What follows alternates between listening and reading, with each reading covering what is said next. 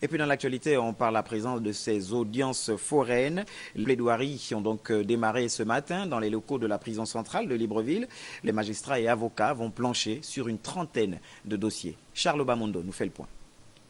Ils sont une trentaine à passer devant la barre, une trentaine pour espérer respirer de l'air pur au terme d'une détention qui aura laissé de larges stigmates au plan moral, psychologique et parfois sanitaire.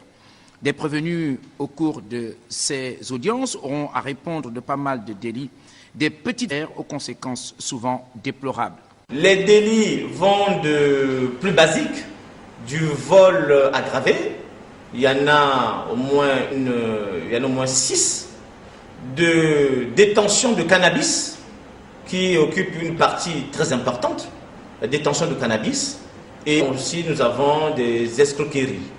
Ces plaidoiries se déroulent conformément aux dispositions du Code de procédure pénale applicables en pareille circonstance.